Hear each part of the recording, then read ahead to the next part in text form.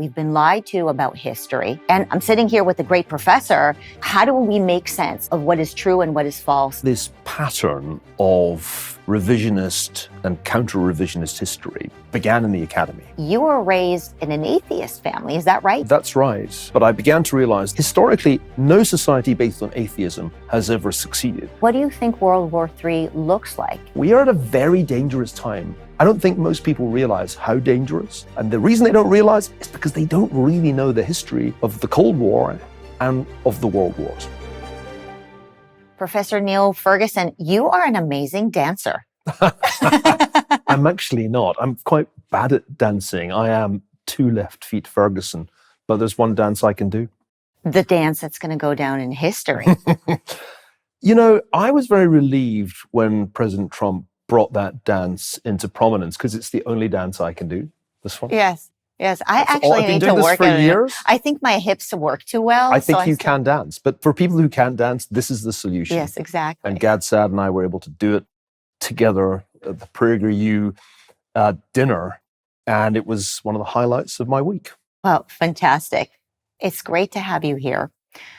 I want to talk about history. So you're one of the most serious historians I know. You're the guy I go to figure out what is going on and what could happen. And we're living through some really crazy times. And the first question I really want to ask you is, does history rhyme? Does it repeat itself? There's this thing that we always say that, well, this thing happened in the past. It's probably going to happen in the future. Can we borrow from the past so that we've learned from the past? What's your reaction to that? Well, Mark Twain is usually credited with this aphorism that history doesn't repeat itself, but it rhymes. In fact, he never said that. He said something much more complicated, which is harder to remember, along the lines of history is like looking through a kaleidoscope, and as you turn the dial, the patterns occasionally repeat themselves, which is wordier, but kind of better, because I think that captures the historical process as I think of it. There are no 2 events that are identical, but one does recognize certain patterns, and it's pattern recognition that historians are trying to do. For example, there have been things about the last few years that have reminded me of the late 1970s. Right at the beginning of Joe Biden's presidency, I said, this is going to be like Jimmy Carter with dementia. And it kind of turned out that way. You had the inflation mess domestically and foreign policy mess as well, pretty much the malaise of the late 70s. And then you had an election which felt cathartic, and that was very similar to the 1980 election. Now, Donald Trump's not Ronald Reagan, and Joe Biden or Kamala Harris were not identical to Carter, but I thought there was quite a good resemblance there, and it helped me understand why the Biden-Harris administration would likely fail. So history is about pattern recognition. There's only one history. There's just one human history. Sample size, 1. And so you're never going to get exact matches because there's this constant interplay of that which is eternal, human motivations, power, love, all that stuff. That doesn't change. That's why we can understand Shakespeare and Thucydides. But then technology and our economic circumstances, they do change. And those changes are so dramatic that it can never be exactly the same. So would you say it's more human nature that causes history to somewhat look similar, or is it just chance? Human nature isn't completely unchanging, but it is enough the same that we can understand the world of the ancient Greeks. We can make sense of plays that were written in the reign of Elizabeth I or James I. That in itself is amazing, that we can make sense of the thoughts that an ancient Greek writer had, that we can make sense of Shakespeare's characters, tells us that a lot hasn't changed. Love is love. Hate is hate. And the lust for power or the lust for money, these things are perennial. We can see them throughout recorded history. So then you have to overlay that which has changed extraordinarily, the realm of science and technology, the economic realm, which I guess my career began by focusing on. And that's the thing that complicates life, because the motivations of the Greeks, the Athenians and the Spartans may look similar to the motivations of Americans and Chinese today, but they had a completely different set of technological capabilities compared with us. And we also live a lot longer. I think people sometimes forget how it changes the game if you're kind of assuming you'll get to maybe 80 years old. Yeah. For most of history, that was not what people had to expect. For most of history, people assumed that their children had a tiny probability of surviving to old age at the point of birth. So the world has changed in lots of profound ways.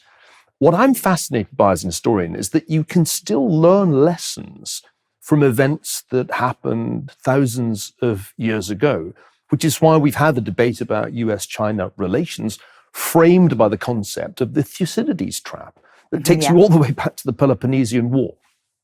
Do you want to explain that, the trap? Because I'm not sure how many people know what you're talking about, and I think it's fascinating, actually. Well, Thucydides writes a history of the great protracted conflict between Athens and Sparta and formulates it in ways that are surprisingly modern. The gods don't play much of a part in the story of the Peloponnesian War.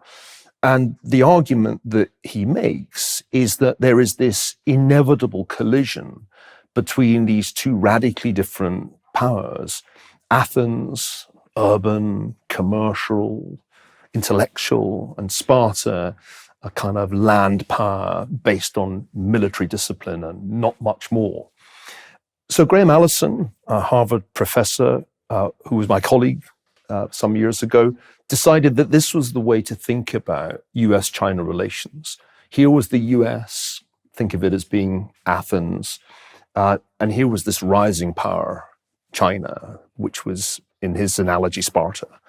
And the question he asked in the book was, would there be a war just like there was between Athens and Sparta, an inevitable conflict between the established power and the rising power, which was a good question to ask, and I think it's still a relevant question. It may be the biggest geopolitical question that we face right now.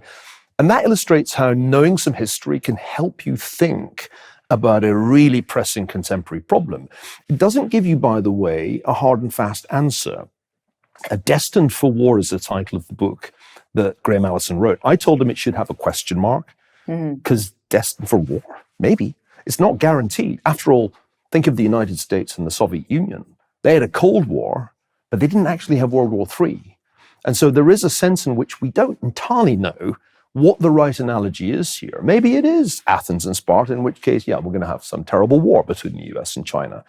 But if it's actually the US and the Soviet Union, and we're actually in Cold War II, which I think is actually a better analogy, then we'll have a Cold War and we won't have World War III. So history doesn't give you a clear answer, but it does help you frame the right questions about the present. It's so from what I remember learning about it is, would a country likely retreat knowing that it's likely going to lose the war, right? Isn't that basically the paradigm of that dilemma? Well, in great power politics throughout history, wars generally happen when both sides think they have a reasonable chance of victory. It's relatively rare that people embark on war expecting to lose. Most wars happen because there is some level of miscalculation on one or both sides. If one thinks of World War I, for example, the great European powers in 1914 dominated the world. They had it all. They controlled most of the territory. They controlled most of the people. They were extraordinary empires. The British Empire was the biggest. French was next. The Germans were building an empire. They could all have carried on quite happily running the world. And the United States would have been a relatively marginal, rich, but marginal power. Instead, they went to war. And the war lasted 4.25 years. More than 10 million men, it was nearly all men, died in the trenches and in the other battlefields of World War I. It was a disastrous outcome. It destroyed a number of those empires. The monarchs were overthrown in all the losing countries. But even the victors, Britain and France, were left greatly weakened financially, and because they'd lost a great many talented young men in the conflict. Why did that happen? Well, the answer is, I think, that everybody miscalculated. For example, the Germans thought that they could knock out Russia, then defeat France, and establish a dominant position in continental Europe. the British thought that they could intervene as they had when France was the great threat, when Napoleon was the great enemy, without massive cost, and ultimately decide the war in favor of the other side. And all of these miscalculations added up to a much longer, much more costly war than anybody thought who was making decisions that led to war in the summer of 1914. How do you explain this new, and it may not be new, to me it might be new because of social media, but this new trend to be obsessed with this concept that we've been lied to about history? And I do believe that we've been lied to about history. I mean, I taught grade school in America, right? And so we know Howard Zinn and all these lies about American history, or as I would say, focusing on footnotes rather than the bigger picture. But now with social media, where you become more popular if you write something super sensationalist, because the people who know that you're wrong will comment and watch. The people who think you might be right will comment and watch. And so you have this ascending power for lies and nonsense about history. But there's also obviously a need for clarification about things that we may have been lied to. And so I'm sitting here with a great professor. How do we make sense of what is true and what is false? And why is it so easy to spread bogus information? Oddly enough, I think this pattern of revisionist and counter-revisionist history began in the academy. Because the standard way, when I was an undergraduate, of making an argument was to say, well, everything we previously thought about this subject was wrong, but here is my brilliant new idea. Yeah. And in a way, history was this institutionalized argument where an idea, a theory would be consensus for a time, and then a bold revisionist would come along and say, no, that's all wrong. This is really how World War I began. I kind of began my career that way. My book, The Pity of War, was designed to rubbish the established explanations for the origins and course of World War I.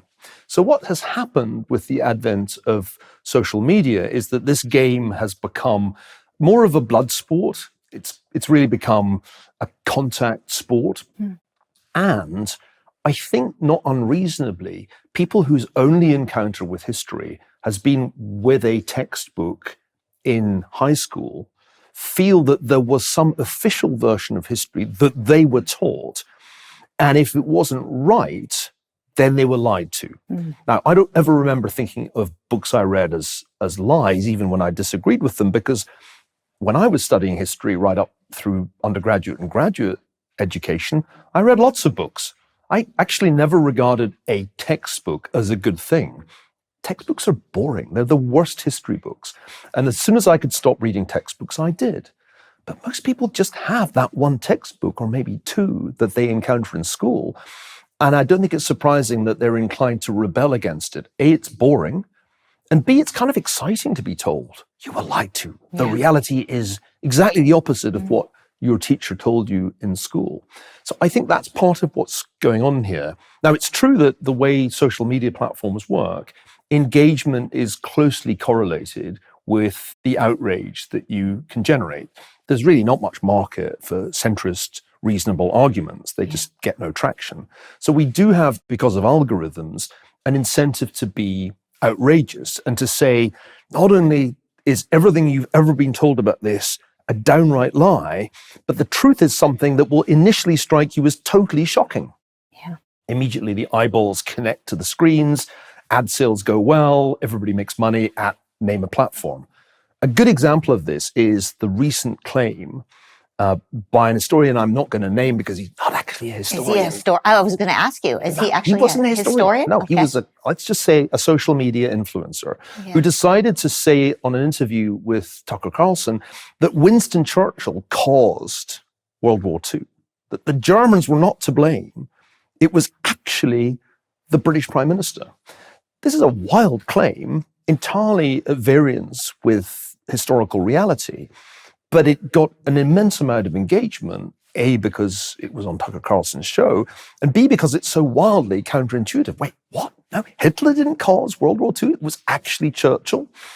And I had to endure rather tedious discussions of this crazy claim, explaining patiently why that really couldn't be true, especially as Churchill was not prime minister when the war broke out in September 1939, and because Hitler very clearly did start the war, and Churchill actually saved Western civilization by standing alone in 1940 against Hitler. I mean, I thought all of that was fairly well known. It was kind of surprising for me to find that people were open to such obviously historically false and falsifiable arguments. Yeah, I thought you would want to react to the Churchill claim and also to some of the claims about World War II with regards to the United States intervening over there and the Germans. Just what do you know what I'm talking about, and what's your reaction to that? Well, if I think back to that debate, which I'm hoping's now over, it involved a number of really quite interesting, not to say crazy, propositions.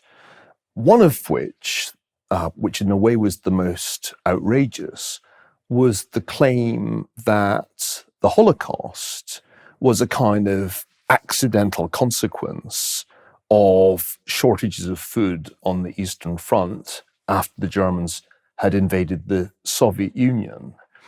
That actually is Nazi propaganda, and much of what was being discussed on that particular Carlson show was genuine Nazi propaganda, including the claim that Churchill started the war. And that the U.S. killed, or the Allies killed over 12 million Germans. I think there was a claim like that was also made recently online. I don't know if you've paid attention to that, but people reading Mein Kampf. I mean, all of these things. You know, I think that maybe rather than reacting specifically to all these details, because we can't go down the rabbit hole of refuting every nonsense claim out there that is really, I mean, essentially we would be leaning into what they're hoping that we would do and platforming these bad ideas. The point that people oftentimes make is, well, I'm just asking questions, now go do your research. Which is fair, go do your research. But now the question is, Professor, where? Where do you do your research? Because if you're doing your research on Google or on Chat or on Grok, are you likely going to stumble upon the correct information? Or are you going to do your research and go down the rabbit hole of what the communists are putting out there? Yeah. Well, part of the problem with the way history is discussed these days is that people don't do their research with books. Yes. Now, books are important as a source of reliable historical evidence because there are rules about how they get made. A history book has to be based on research in archives, ideally, as well as in other books. It needs to pass through certain stages of editing, and then it has to be reviewed. And if it passes that test and survives and is in a library, then it's probably a reasonably reliable source. Not the only source you should rely on, but if it's there on the shelves of a major university library, then it's likely a fairly reliable source. Unfortunately, with the passage of time, the evidence that you find on an internet search, suppose you go to Google, or if you ask ChatGPT an historical question, is much less reliable. That's partly because more and more of the answers to historical questions are being generated by artificial intelligence. And artificial intelligence can make very plausible summaries of historical events. Its plausibility is highly impressive. It sounds like somebody writing an essay very, very fast, but it's not reliable. That's partly because of hallucinations. AI will just make stuff up that sounds just as plausible as the stuff that's real. But it's also because there isn't any of that process of filtering that real historical research produces. So my advice to anybody who wants to research a topic, let's take the role of Churchill in World War II, is do not go near the internet, under no circumstances pose the question to any AI large language model. Go to a library or go to Amazon and purchase one of the really good biographies that exist. Andrew Roberts's most recent, very impressive biography of Churchill, single volume, eminently readable. Start there. And when you read what Andrew Roberts says about Churchill's life, and you think, gosh, is that right? There's something called a footnote. You go to the back of the book, there's the source, and you can then see if Andrew Roberts is making it up or basing his judgment on historical document or some other published source. That's how it works. There are no shortcuts. It takes a long time to write a book like Roberts's Churchill. History books are hard. There's no way of shortcutting it because you have to do your due diligence. Yeah. Otherwise, it won't make it as a book. So I think the great mistake that many people today make is thinking there's a shortcut. I'll just ask ChatGPT and then I'll know. That is exactly how not to do it. What? We have to do the work? I'm afraid so. The bad news is history is not for geniuses like astrophysics. History is for people with an unreasonable appetite for reading. You have to read an awful lot of stuff, documents, old books, before you can write anything yourself. In an ideal world, any history book would have a ratio published on the front cover, the ratio of pages read to pages written, or words read to words written. And you wouldn't touch a book that had a ratio close to unity. Such books exist, by the way, books that are based on such a small amount of research that they essentially are based on as many words as they consist of themselves. Really good books will have a ratio of 100 to 1 or 1,000 to 1. Well, we don't know that because it's not explicitly published. But it's true that most books represent the distillation, most good books, the distillation of vast numbers of other books. And that's why being a historian is a deeply boring activity that most people would hate. Well, we're not bored by reading all the research, but we appreciate you all doing that. So in the vein of teaching history, our background here at PragerU is about education, and what we're contemplating is how to construct a very good curriculum for kids so that they grow up to know their history, our history, and so that they also have discernment. They have a good sense of what is truth and what is a lie, and what is worth leaning into and learning more about.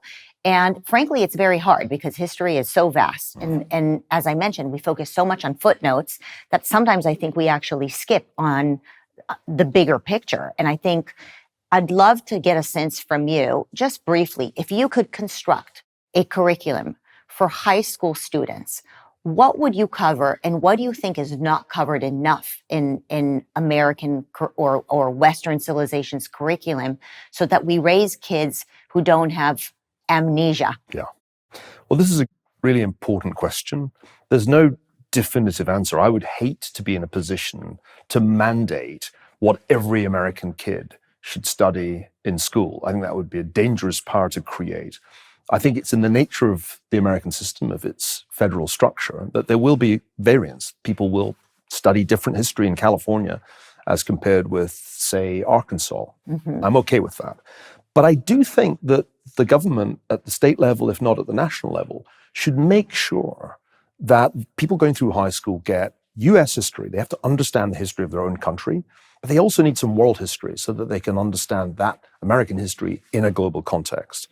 What I think young people need is the big picture, and then they need to be able to zoom in on certain key episodes, because it's until you get into the detail, it's a little hard to understand the historical process, how stuff works, how events happen.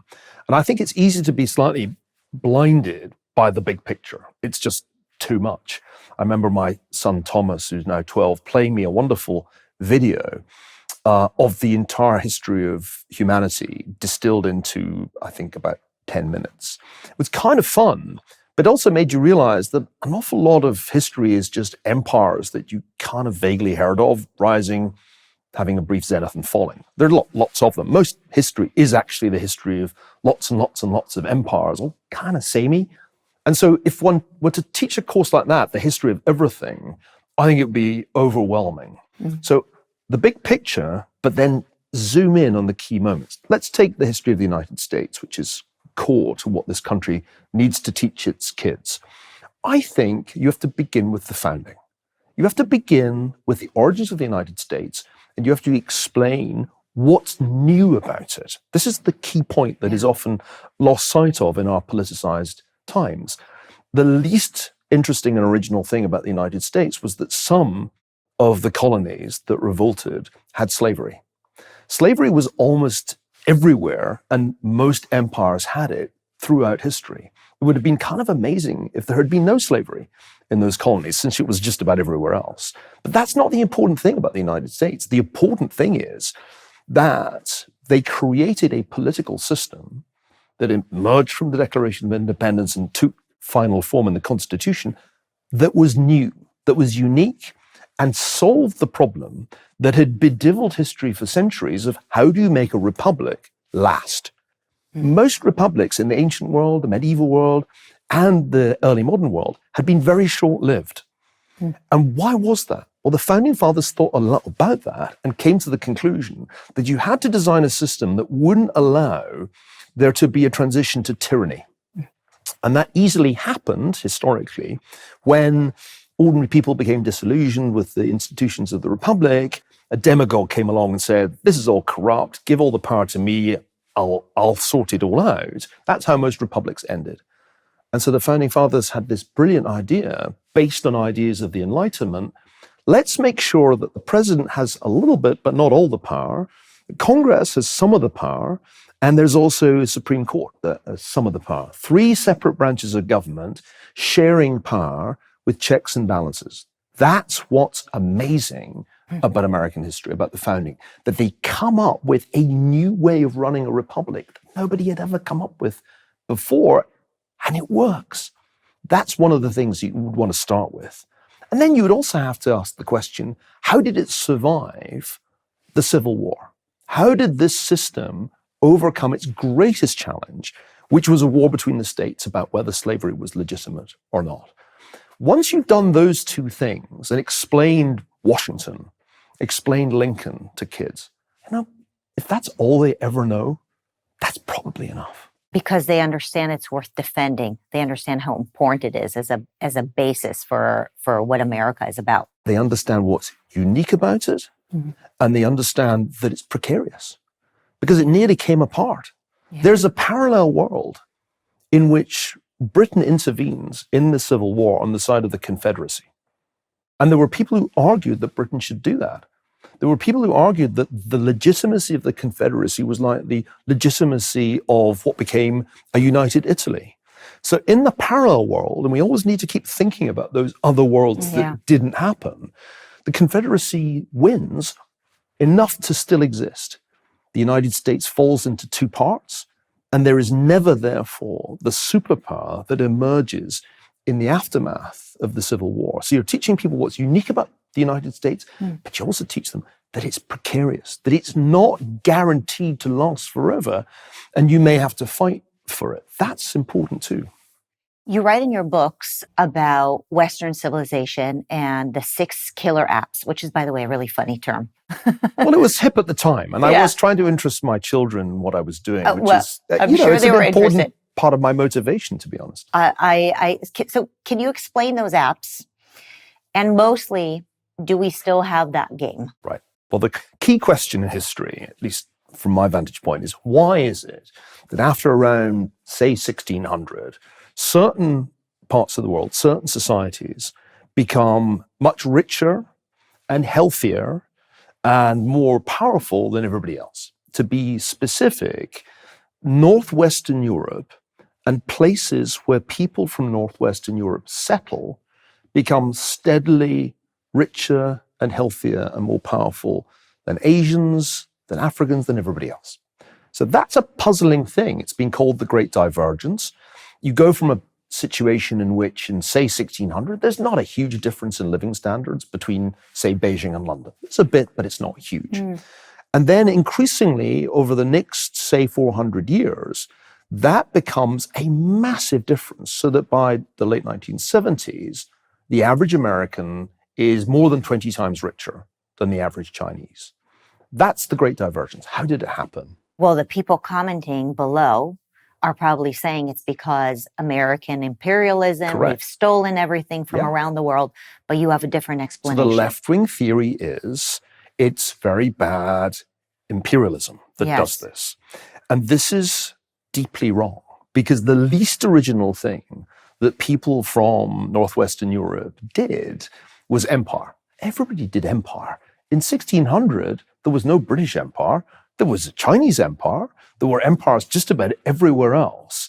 And so it doesn't seem entirely plausible that empire is the key, since the British started out without one. So I tried to argue in this book, Civilization, the West and the Rest, that it was really ideas and institutions together that emanated initially from the British Isles and spread wherever British people settled that were the key. By the way, this is a much better explanation, not only than the left-wing argument, it was all empire, it's also a lot better than the old right-wing argument, which was, it was because they were white people. And remember, 100 years ago, if you were trying to explain the Great Divergence, the most common explanation was, oh, they're racially superior. Well, we know that's wrong. The ideas and institutions turn out to work for everybody. But what are the key ideas and institutions? Not empire, not race. Number one, the very simple idea that competition is legitimate, that there shouldn't just be one empire or one company. There should be political and economic competition. That's an idea that arises in medieval England, partly because the monarchy is just weak. So that's number one. The second very important idea, which I think is the second killer app, is the idea of science. The scientific revolution, which essentially says, hey, we can understand the natural world, but it's going to take experiments. I mean, you may have a theory, but you have to actually test it out. This idea arose only in Western Europe and in places where West Europeans settled. It didn't happen even in the Ottoman Empire, which was kind of right next door. So that's important, because understanding the natural world, having Newton on your team, makes a difference to just about everything, including the accuracy of your artillery. You need physics for that. Okay, that's number two. Number three, the rule of law based on private property rights. That's a killer app. You can have the rule of law based on other things. Sharia law, the Islamic version of law, it's quite different. But the English common law and other variants of European law is distinctive, because it says the rule of law is about private property rights. Those are the sacred thing. And that's hugely important. It's the reason why North America develops in ways that South America never does, because South America has law imported from Spain and Portugal. That's three. I'll do the others more quickly. Number four, modern medicine. That comes much later than the scientific revolution. We don't really figure out how to make water clean until the 19th century. But that's a huge breakthrough. And again, it starts in the West and it spreads to the rest, mainly through empires. Empires coming along and saying, you know what, we really do have to clean the water. Then there's the consumer society. There would have been no point having an industrial revolution if people didn't have an almost limitless appetite for clothes. To be honest, you have a wardrobe at home and it has lots and lots of outfits in it. And it could be even bigger. Capitalism. Capitalism delivers the consumer society. There would be no point in doing capitalism if we were all content with just a couple shirts and a couple suits. Women are great drivers of capitalism. Without women, and I make this point in a book called Empire, that the consumer society is a lot more about women's clothing than it is about men's clothing. Finally, the work ethic. This was an idea Max Weber, the German sociologist, linked to Protestantism, but I don't think it necessarily is exclusive to Protestantism. Just the desire to get up and work all day and the feeling that it's worthwhile, that's the sixth killer app. And we can see that 100 years ago, people from the West worked very differently from people in the rest of the world. So those together are the six killer apps. And in a way, they arose somewhat accidentally. Nobody sat down and said, hey, we should do these six things. They were the products of historical evolution and contingency. But it's very clear that when they happen, when a society downloads the killer apps, economic growth takes off. We know that because the Japanese were the first non-Western society to say, you know what, we can't beat these people, let's copy them. And the Japanese copied everything. They didn't know what the key things were, including empire. The Japanese said, these guys have empires, we should get one. China's near, let's do it there. That turned out to be a huge mistake.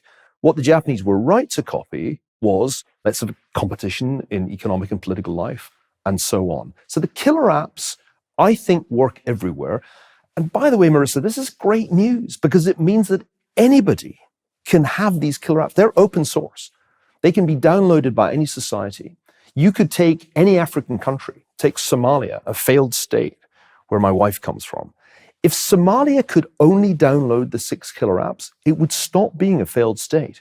They work everywhere. There are no exceptions to this rule because they don't care what color your skin is. They don't care what religion your parents had, they are open source technology, killer apps that work in every conceivable human society.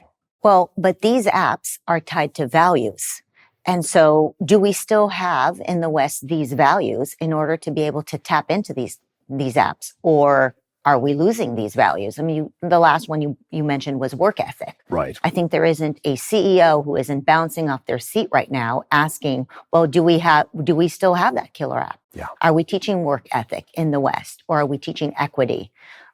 This is, I think, a legitimate question and something to be worried about.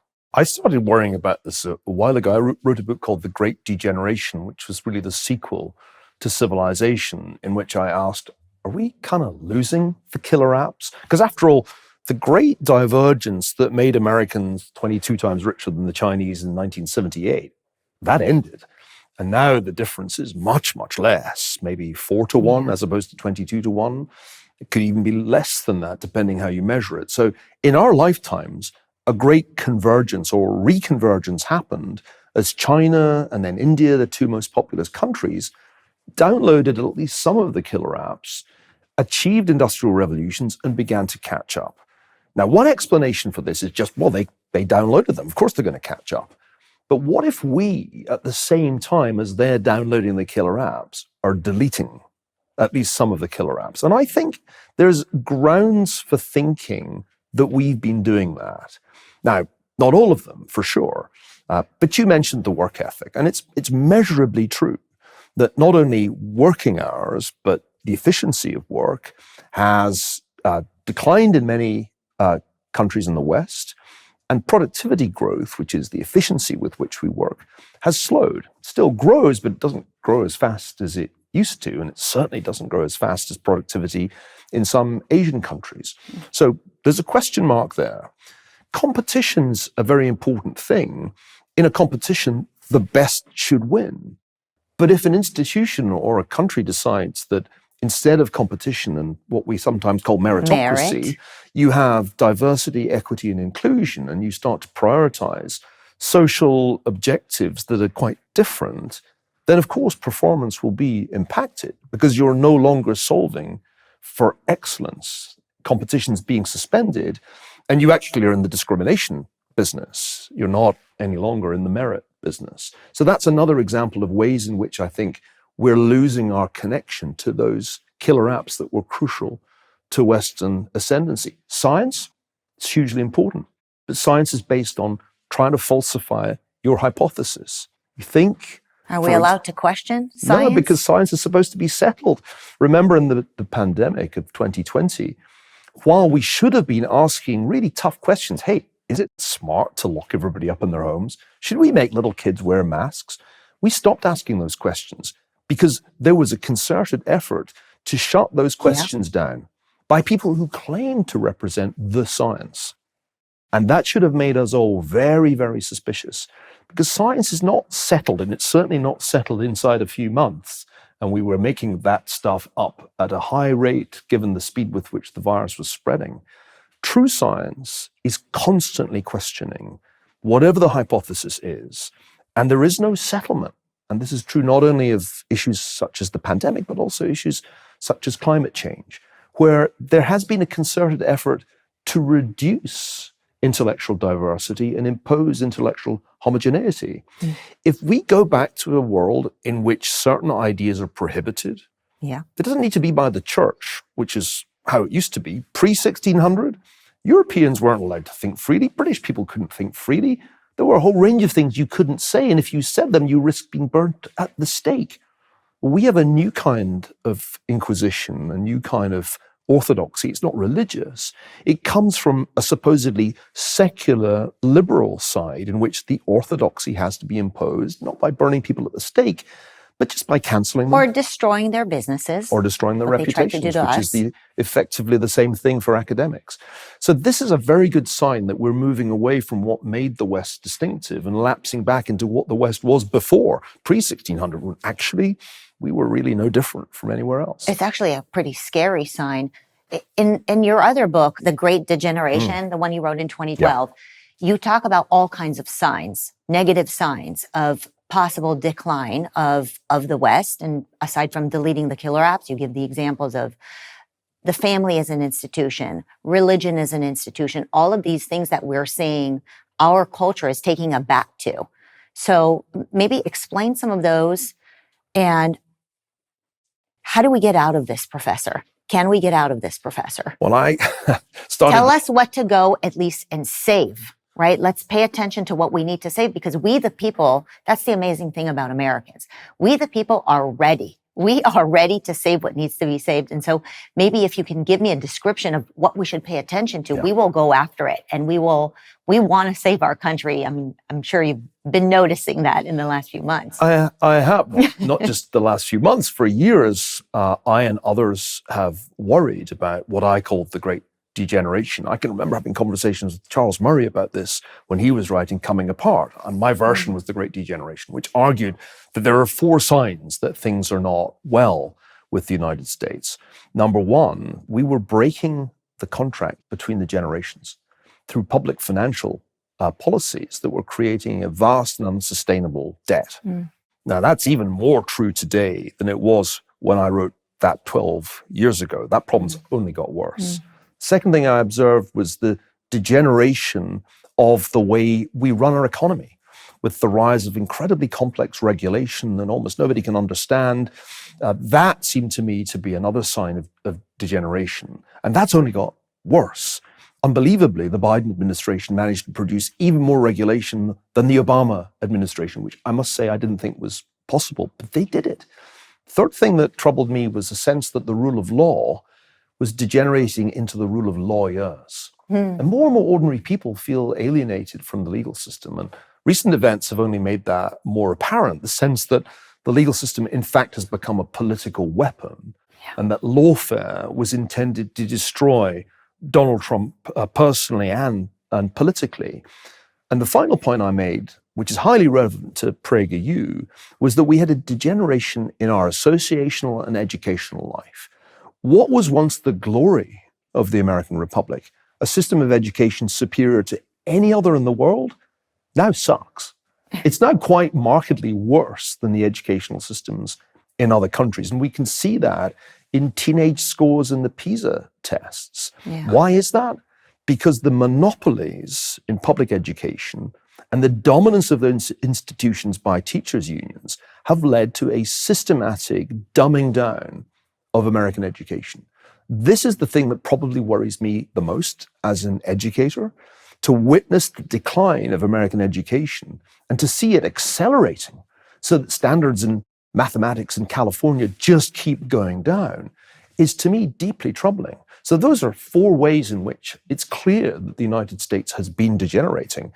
If we don't do something about those things, if we don't address the public finance problem, bring the debt under control, if we don't get away from this world of red tape that currently tangles up the private sector and regulation, if we don't do something to make people believe in the system of justice again, to believe in the rule of law, if we don't address the decline of our educational institutions, there's no way that the United States is going to remain number 1 in the world, which it still is economically, it still is technologically, but it's not going to last if we don't fix these things.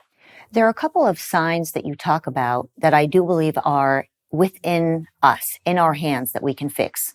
One is the attack on the family. How does the attack on the family impact a society?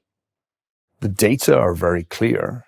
I remember Charles Murray pointing this out at the same time as I was writing The Great Degeneration, that there are really incredibly negative consequences to trying to raise kids with a single parent. And there's just no doubt about that. This is not to judge the very tough job people have raising kids with just one parent, but it's to recognize that this has costs for kids.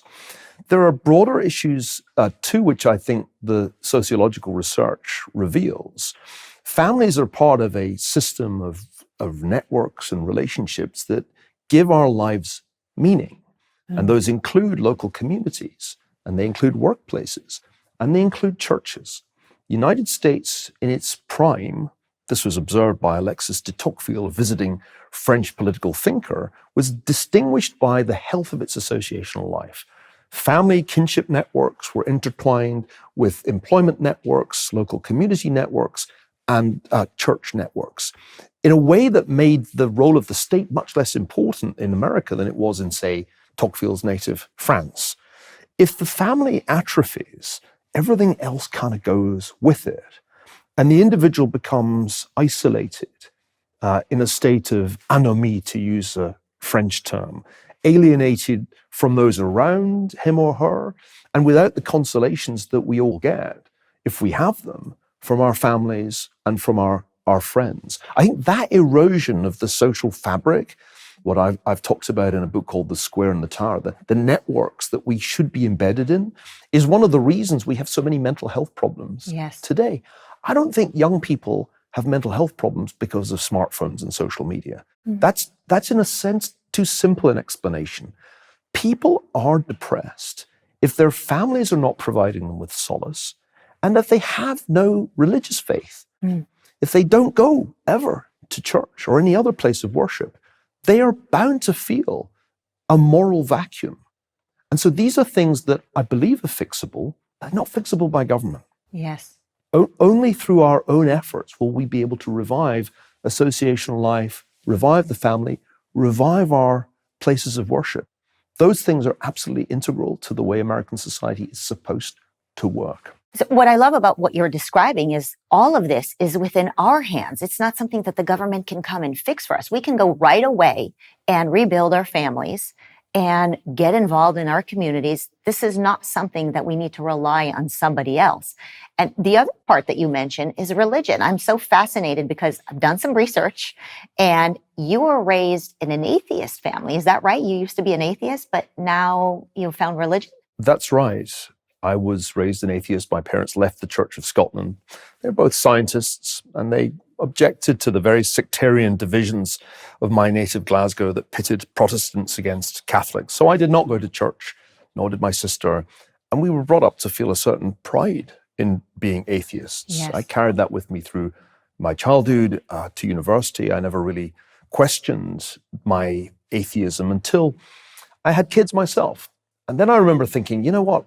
They really do need to know about Christianity. I mean, this is a predominantly Christian country, and I'm not sure that I'm just going to make them good people by example.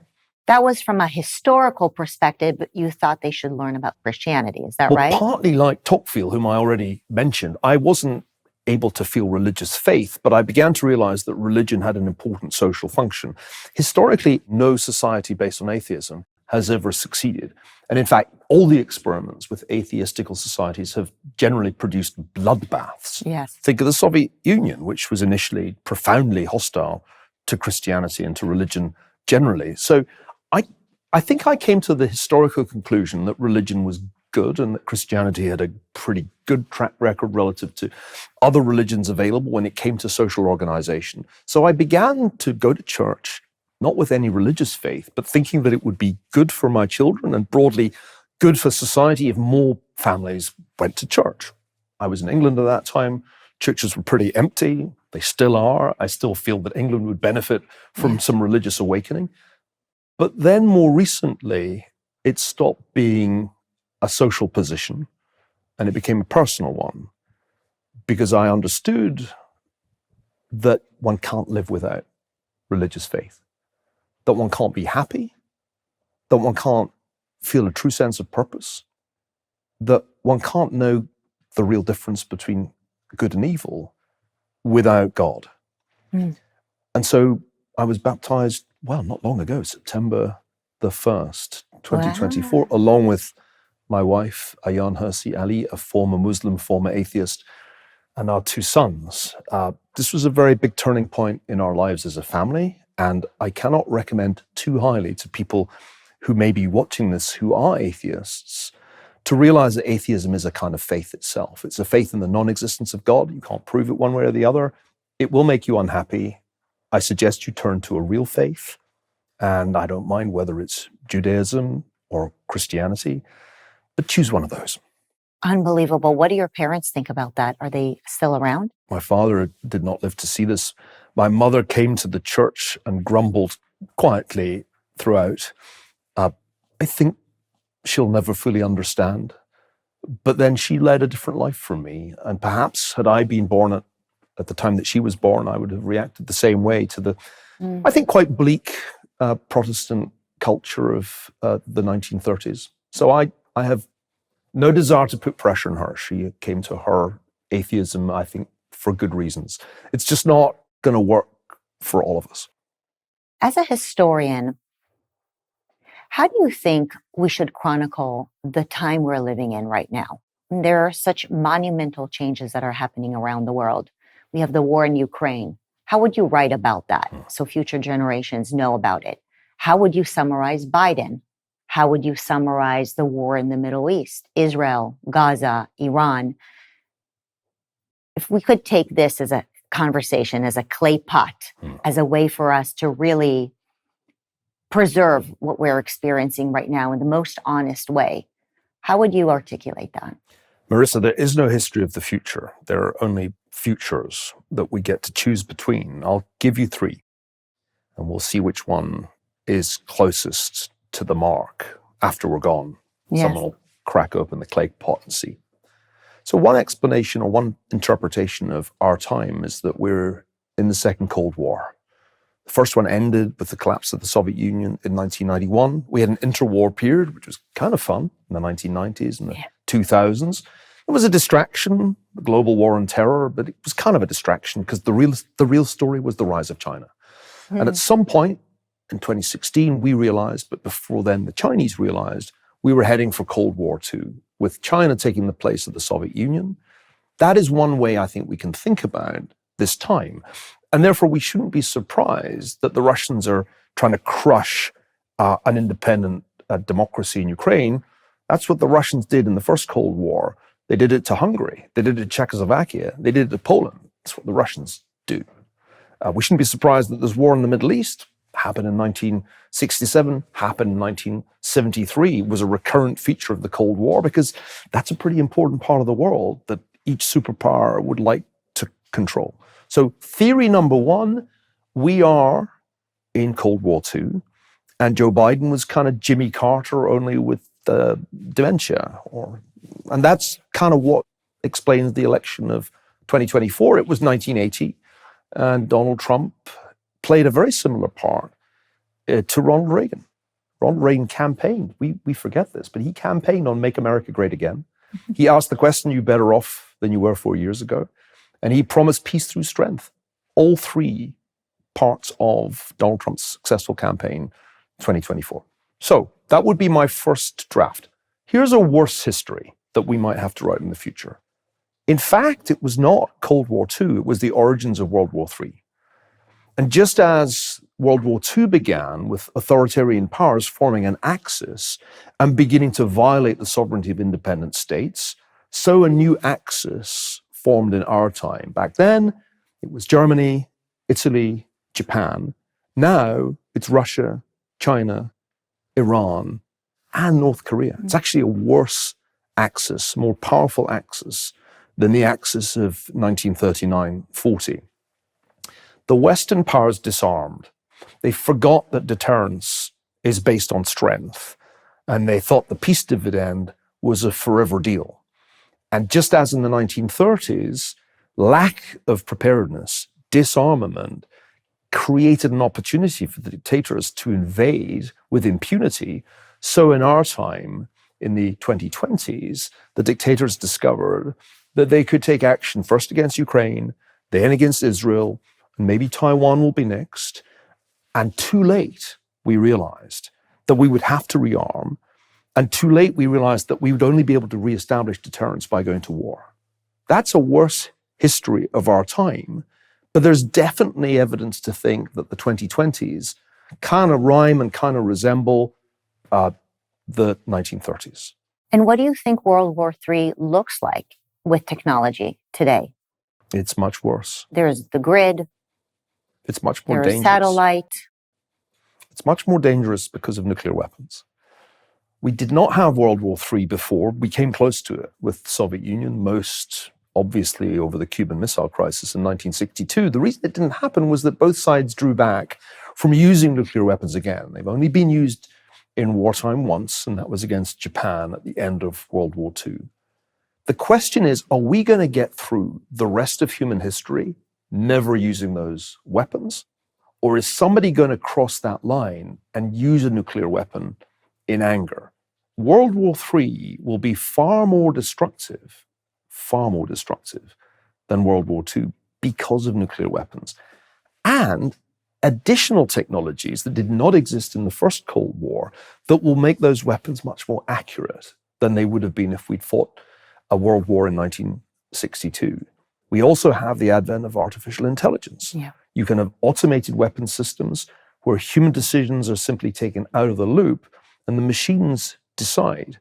So imagine, if you can, a world war which is fought not only in the air, on land, at sea, but also in space, where missiles are fired at satellites in order to knock out military communications on one or both sides.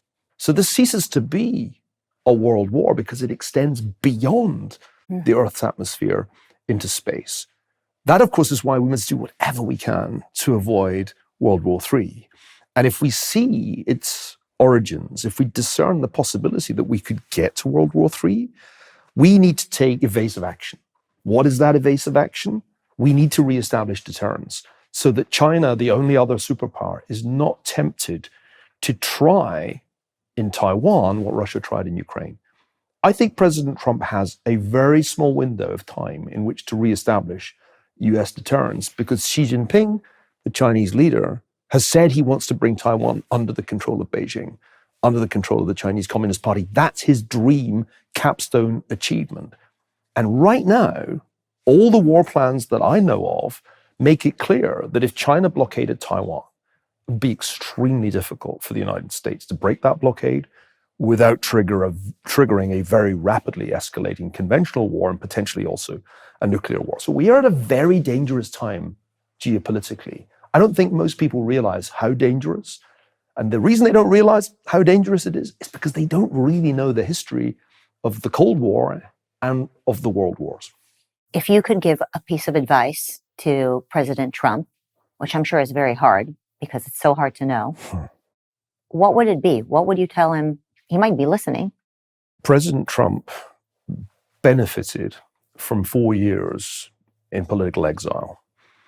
Although he bitterly regretted and disputed the outcome of the 2020 election, those 4 years have allowed him and those who advise him to think much more clearly about the challenges the country faces. And I must say, I'm deeply impressed by the political program that he enunciated in, by my count, 36 videos on his campaign website, nearly every one of which I agree with.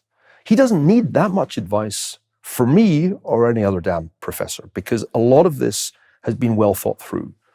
Remember, we talked about the great degeneration in our public finances. Well, there's clearly going to be an effort to deal with that problem with the Department of Government Efficiency. Doge. Drastically reducing the bloated bureaucracy of the federal government with its wildly wasteful expenditure. So, check. Secondly, he's made it clear that he is going to go after all the things that are eroding our educational standards. The woke mind virus, to use a phrase that Elon Musk has popularized, actually originates with my old friend Richard Dawkins, the English zoologist, and to go after critical race theory and all the other political ideologies that have been polluting our universities and indeed our schools. So tick that box. We're going to fix that problem, I hope. Make education great again. Making education great again is urgently needed for reasons that we've discussed. I was exhilarated to hear a video in which President Trump spelt out that he is going to tackle some of the real sources of this problem, not only diversity, equity, and inclusion bureaucracies, which are just disguised discrimination, but also crazy barriers to entry like accreditation, a system which is just designed to create a cartel of educational institutions. It's an education cartel. And keep new universities out of the market. I've encountered that as a founder of the University of Austin. It is a battle to get through this accreditation process. I now understand why so few new universities have been founded in my lifetime, which is kind of amazing. It's shocking because some of the greatest professors in the world are willing to teach there, and you have to go through some silly process to get accredited. It's a great catch-22. Yeah. You can be accredited once you've graduated your first class, so you have to ask students to gamble their undergraduate degree on the decisions of the accreditors. I mean, that's nuts. And again, it's exciting to me that President Trump and his team have spotted that as one of the many things that are going to be addressed. So on many issues, what impresses me is that I don't need my advice to be taken, because maybe it already has been, even if only indirectly. But the one thing I would say is that we have a critical window of danger that is the legacy of the Biden-Harris administration. Danger that the Axis powers, there was no Axis in 2020, this formed because of the foreign policy blunders of the Biden-Harris administration. The window of danger is when that Axis thinks it can strike in East Asia by triggering a showdown over Taiwan, in the knowledge that the US is not ready. Militarily, navally, it is not ready for that moment. So my advice is, with maximum speed, re-establish deterrence in East Asia so that Xi Jinping realizes the costs would be too high, the potential downside to him would be too great. That has to be priority number one of Donald Trump's new national security team. I wish them luck. They have a crucial job. If they don't succeed, it's not just the United States that will be in danger. Western civilization itself will face a bigger threat than at any time in the 20th century, including the two world wars, including the Cold War. We're living through such interesting times. How lucky we are to be awake. It is important to stay awake as opposed to woke. Antithesis of woke is being awake. And when you're awake, the critical thing is keep reading, keep thinking, and keep questioning. Whatever orthodoxy is being served up, keep questioning. If you're not satisfied, go to the library. They're terrific books. Many of them written by dead white males like me, or nearly dead white males. They are really worth reading. Can I just give a plug to the Scottish Enlightenment? Please do. I'm an American citizen, but I'll always be a Scotsman. All the great ideas were had in the late 18th century in Scotland. We basically don't need many more ideas. Thanks to Adam Smith, we understand how the economy works, the invisible hand of markets. We understand, thanks to David Hume, how to think about reality. Hume was also a brilliant historian, by the way. And we should learn from Adam Ferguson the extraordinary ways in which history works, how political institutions rise and can fall. So start with the Scottish Enlightenment. Read The Wealth of Nations. Read Smith, his amazing theory of moral sentiments. The world will suddenly look much clearer to you, and you'll understand why the founding fathers did what they did. Their debt to the Scottish Enlightenment was probably the single biggest intellectual debt of the entire founding. I don't think we hear nearly enough about it. I love this plug. I love this plug. What a great thought. Thank you so much, Professor. It's been enlightening. Thank you, Marissa. Appreciate it.